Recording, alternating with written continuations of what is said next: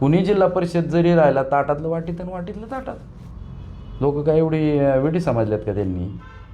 लोक सर्व पाहत आहेत. त्याच्यामुळं तिसरा पर्याय देणं हा गरजेचा आहे.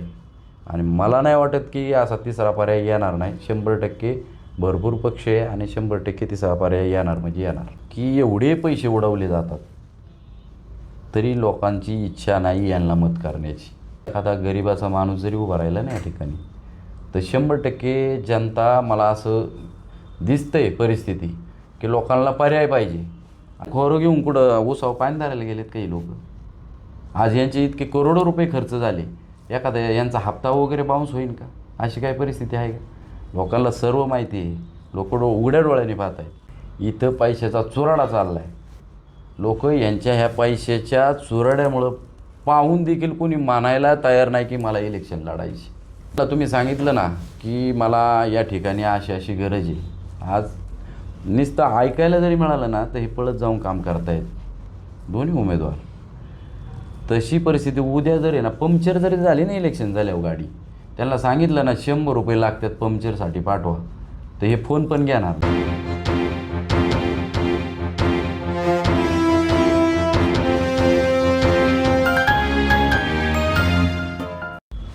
नमस्कार, मी तेजस फडके.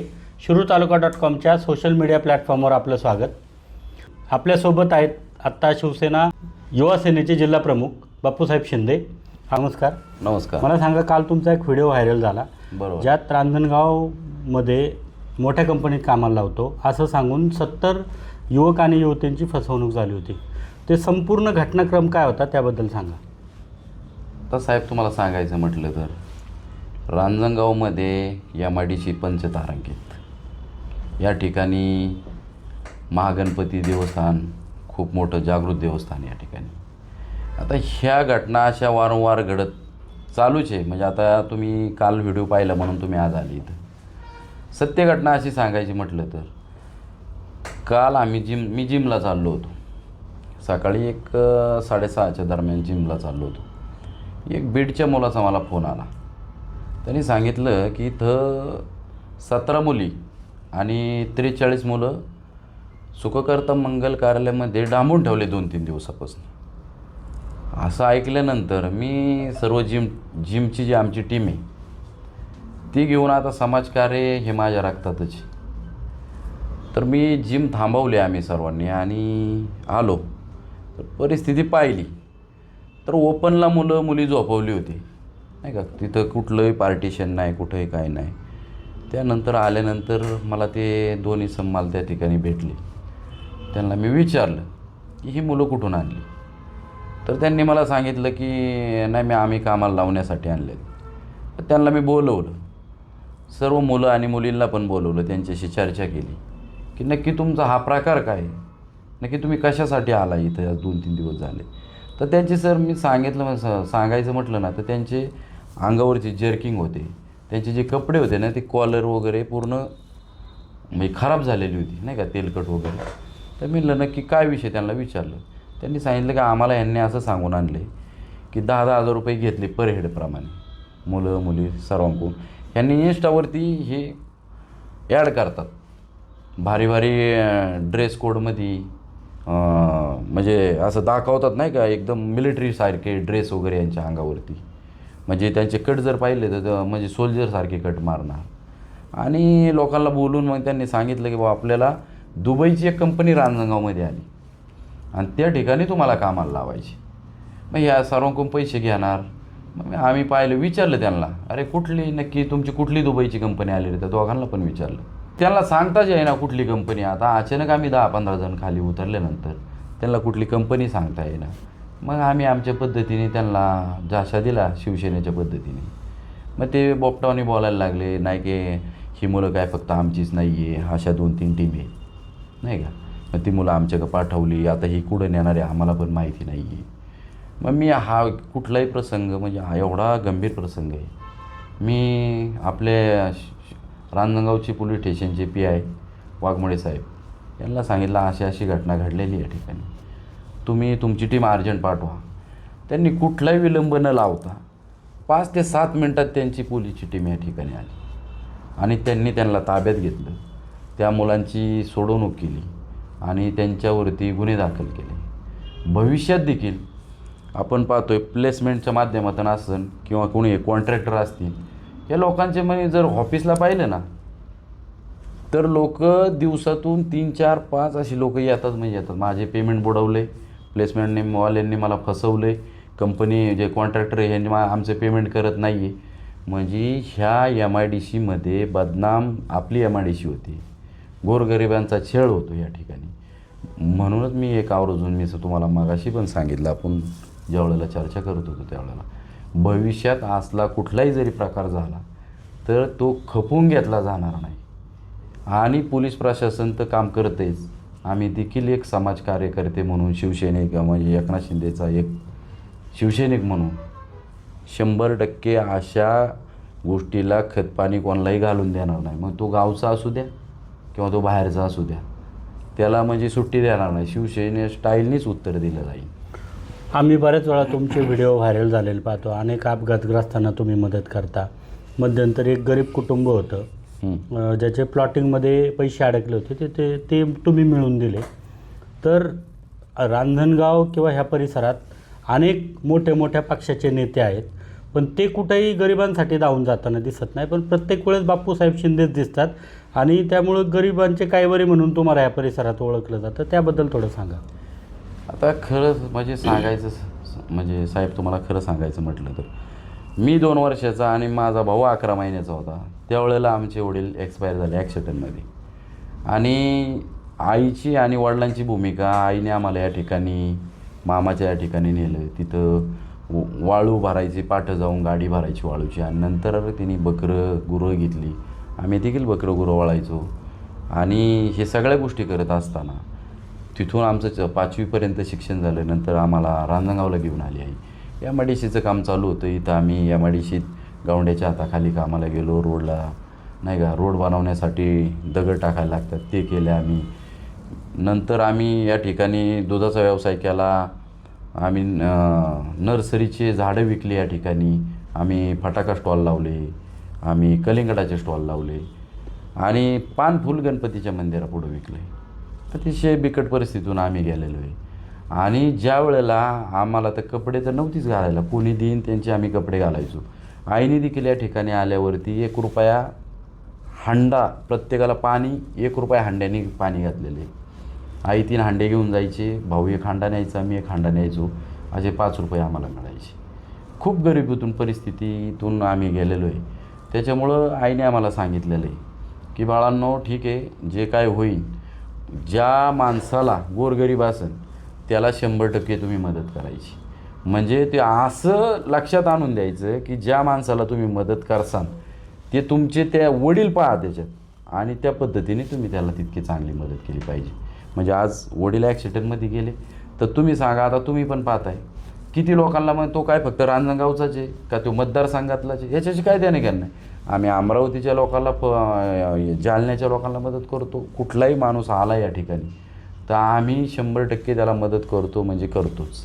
राहिला प्लॉटिंगचा विषय, तुम्ही आता बोलले प्लॉटिंगबद्दल, या ठिकाणी अशी परिस्थिती आहे साहेब, बाहेरून लोक येतात या ठिकाणी प्लॉटिंग करतात आणि एक प्लॉट 2-2, 3-3 जणाला विकला जातो.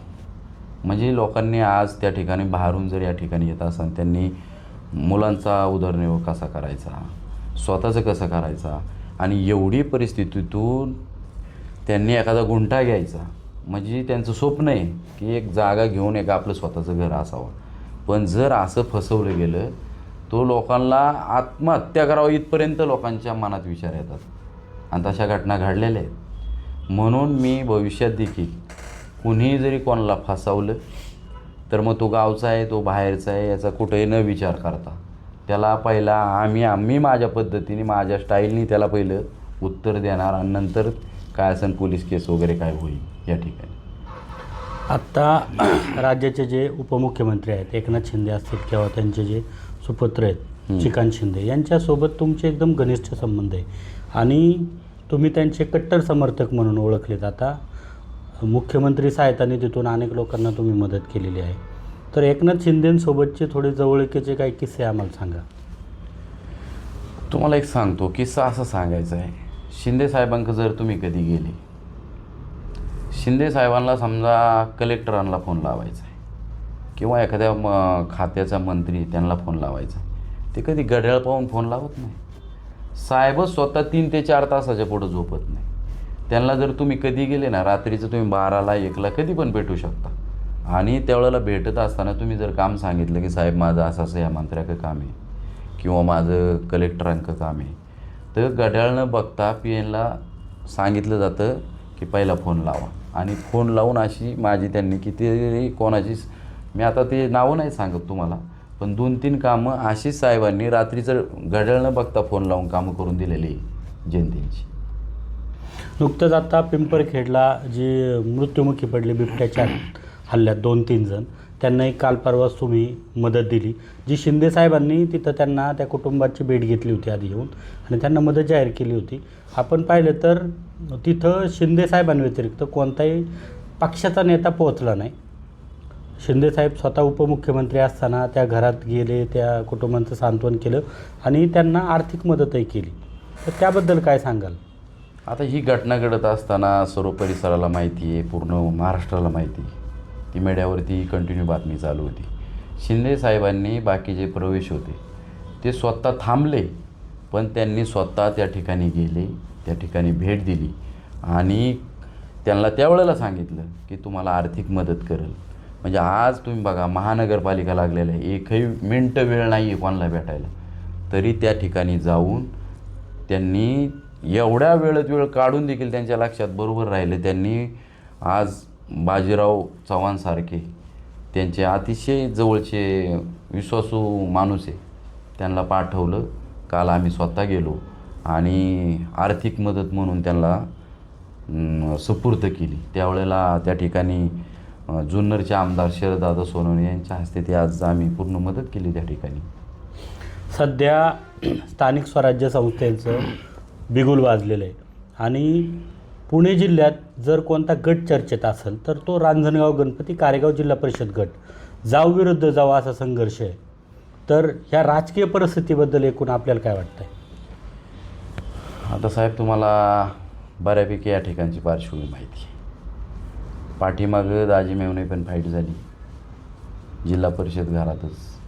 आता जावोजावोची जरी आज इलेक्शनला फाईट झाली, इथं पैशाचा चुराडा चालला आहे. लोक यांच्या ह्या पैशाच्या चुराड्यामुळं पाहून देखील कोणी मानायला तयार नाही की मला इलेक्शन लढायची. पण एवढं सर्व आज आपण पाहतोय, उज्जैनच्या यात्रा चालल्यात, कोण ट्रेन घेऊन जाते, कोण बस घेऊन जाते, वेगवेगळ्या देवांच्या यात्रा निघाल्यात. तरी पण तुम्ही आता ग्राउंड लेवलला जाऊन बघा, सहानुभूती आहे का? कोणाला इच्छा आहे का की बाबा ह्यांना मतदान करावं म्हणून? लोकांना हे पण वाटत नाही आहे. लोकांना हे माहिती नाही पैसे कसे आलेले, काय आलेले. लोकांनी ही त्यांना खोरं घेऊन कुठं उसाव पाणी धरायला गेलेत काही लोक. आज यांचे इतके करोडो रुपये खर्च झाले, एखादा यांचा हप्ता वगैरे बाउन्स होईल का? अशी काय परिस्थिती आहे का? लोकांना सर्व माहिती आहे, लोक उघड्या डोळ्याने पाहत आहेत. मी तुम्हाला एकच विनंती करून सांगतो, लोकांची आज आहे ना, आज त्यांना तुम्ही सांगितलं ना की मला या ठिकाणी अशी अशी गरज आहे, आज नुसतं ऐकायला जरी मिळालं ना तर हे पळत जाऊन काम करतायत दोन्ही उमेदवार. तशी परिस्थिती उद्या जर आहे ना, पंक्चर जरी झाली ना इलेक्शन झाल्यावर गाडी, त्यांना सांगितलं ना 100 रुपये लागतात पंक्चरसाठी पाठवा, तर हे फोन पण घेणार नाही. दुसरी गोष्ट, ह्यांना जर भेटायचं म्हटलं, पुण्याला जायचं का गरिबांनी? ह्यांचे फोन कधी चालू असतात का? कधी पाहिले स्वतः तुम्ही? एखादा कधीतरी फोन लावा यांना, पहा यांचे फोन चालू आहेत का? आणि गरिबांनी नक्की अडचण काय लोकांना? पोलिसांनी गाडी पकडली, मला हॉस्पिटलला जायचे, मला शेतीसाठी अडचण आहे, मला शाळेसाठी ॲडमिशनसाठी आहे, मग ॲक्सिडेंट झाला आहे, अशीच परिस्थिती आहे ना लोकांची. अहो तुम्ही सांगा, साधं मी आज तुम्ही म्हणले ना गोरगरिबांचा काय वरी म्हणून तुम्हाला लोक बोलतात, तुमच्याबरोबर पदवी लावली. आज मी तुम्हाला सांगतो, ग्रामपंचायतमध्ये आज माझी मिसेस ग्रामपंचायत सदस्य, मी विकास सोसायटीचा चेअरमन झालो. त्या ठिकाणी देखील शेतकऱ्यांचं मी 74 लाख रुपये जुनी नवी सोसायटी करण्यासाठी भरली. आणि आमची विकास सोसायटी स्थापन झालेली तारीख सांगतो 1921 साली स्थापन झाली. ग्रामपंचायत 1935 साली स्थापन झाली, पण आमची विकास सोसायटी 1921 साली स्थापन झाली. आणि तेव्हापासून आजपर्यंत एकही रुपया FD नव्हता. पण माझ्या कार्यकाळात म्हणजे आता या 5 वर्षाच्या कार्यकाळात 56 लाख रुपयाची एफ डी करून ठेवली. इतिहासात जमा झाली, इतिहासात. आम्हाला आत्ता ती नवीन सोसायटी बांधायची, त्याच्यासाठी 56 लाख रुपये एफ डी करून ठेवलेली आहे. म्हणजे काम करण्याची पद्धत बघा आमची. आणि तुम्ही मगाशी सांगितलं की गोरगरिबांचे तुम्ही म्हशी आहे नाही का, तर मी तुम्हाला आवर्जून सांगतो, भविष्यात देखील या ठिकाणी इलेक्शन काय होईल मला माहीत नाही. राजकारण काय कोण करेन म्हणून नाही, मी समाजकारण म्हणून सांगतो तुम्हाला. माझ्या आईने मला सांगितलं, तुम्हाला मगाशी सांगितल्याप्रमाणे प्रत्येक गरिबाची जी मदत करायची माझे वडील ज्या वेळेला मला, आज पण तुम्हाला सांगतो, आमच्या घरात साधी ना वडिलांचा कसा फोटो आहे हे आम्हाला पाहिला नाही. कसे वडील दिसत होते आई सांगते, हे तुझा बारका भाऊ ना असा चेहरा होता त्यांचा. म्हणजे इतकी गरिबी आहे आमची. म्हणजे आज आमच्याकडे सर्व आहे, नाही असं काय नाही, आज आमच्याकडे सगळं परिस्थिती, सगळं पैसे पाणी सगळं, पण आमच्या वडिलांचा फोटो नाही आहे आमच्या घरात. मग याच्यावरून तुम्ही ओळखा आमची परिस्थिती काय असं. मला सांगा, जर ह्या गटात तिसरा पर्याय उभा राहिला, तिसऱ्या पक्षाने जर उमेदवार उभा केला, तर लोक त्या उमेदवाराला पसंती देतील असं वाटतंय का? आता मी तुम्हाला मगाशी सांगितलं की एवढे पैसे उडवले जातात तरी लोकांची इच्छा नाही यांना मत करण्याची. लोकांना असं त्यांच्याबद्दल सहानुभूती वाटत नाही. लोकांना माहिती आहे पैसे कसे आहेत काय आहेत. त्याच्यामुळे एखादा गरिबाचा माणूस जरी उभा राहिला ना या ठिकाणी, तर 100% जनता, मला असं दिसतंय परिस्थिती की लोकांना पर्याय पाहिजे. आता तुम्ही सांगा, पवारसाहेब असतील किंवा अजितदादा असतील, 2 वर्षापूर्वी विरोधात लढले, पक्ष वेगवेगळे झाले, आज एकत्र लढत आहेत. उद्धव साहेब असतील किंवा राजसाहेब ठाकरे असतील, विरोधात लढले, आता एकत्र लढत आहेत. आता हे सगळी जनता सब जानती है, फक्त वेळ काळ आहे. फक्त तुम्ही शिंतोडे उडवायचे, मी शिंतोडे उडवायचे, पद घरातच ना. कुणी जिल्हा परिषद जरी राहिला, ताटातलं वाटीत आणि वाटीतलं ताटात. लोक काय एवढी वेळी समजल्यात का त्यांनी? लोक सर्व पाहत आहेत. त्याच्यामुळं तिसरा पर्याय देणं हा गरजेचा आहे. आणि मला नाही वाटत की असा तिसरा पर्याय येणार नाही. 100% भरपूर पक्ष आहे आणि 100% तिसरा पर्याय येणार म्हणजे येणार. सगळ्यात शेवटचा प्रश्न, काल जो प्रकार झाला कामगारांना फसवण्याचा, वर्षानुवर्षे हे चालू आहे. तर जी मुलं येतात, म्हणजे आपण म्हणतो की टाळी एका हाताने वाजत नाही, बऱ्याच वेळा मुलं मोठ्या स्वप्न घेऊन इथं रांजणगावमध्ये येतात. आशिया खंडातली पंचतारांकित एमआयडीसी, त्यांना वाटतं आम्ही मोठ्या कंपनीत कामाला जावं, पगार मिळावा. बऱ्याच वेळा प्लेसमेंटवाले पण फसवणूक करतात. तर ही जी तरुण मुलं आहे, जी अशा जाहिरातींची बळी ठरतात, यांच्यासाठी काय संदेश द्याल तुम्ही? आता आपण प्लेसमेंटचा विषय घेतला किंवा कामगारांचा पण विषय या ठिकाणी घेतला आहे. तुम्हाला एक मी आवर्जून सांगतो, तरुण पिढीने आता हे इन्स्टा वगैरे ह्या खरंच बातम्या आहेत का, किंवा ही जी ॲड केली ही बरोबर आहे का, 100% याची पडताळणी केली पाहिजे. मगच या गोष्टीत. आणि पैसे द्यायचं कारण काय? कुठं जरी तुम्हाला कामाला लावत असेल तर कोणीही कोणालाही 1 रुपया द्यायला नाही पाहिजे याच्यामधनं. जर काय असेल भविष्यात देखील कोणाला अडचणी असतील तर 100% त्यांनी, माझ्यासारख्या अजून देखील भरपूर लोक काम करणारे आहेत, त्यांना कॉन्टॅक्ट करूनच त्यांनी कुठलंही पाऊल उचललं पाहिजे. मग ते गुंठा खरेदी विक्री असू द्या किंवा कंपनीत कुठं कामाला लागायचं असू द्या, 100% आपण त्याच्या पाठीमागे राहणार, याच्यात कुठलीही शंका नाही. आणि त्यांनी देखील विचार करून, चांगले सल्ले घेऊन, जे तज्ज्ञ लोक आहेत त्यांना विचारल्याशिवाय गुंठे किंवा कामाला लागू नये, एवढीच या निमित्ताने मी विनंती करतो त्यांना.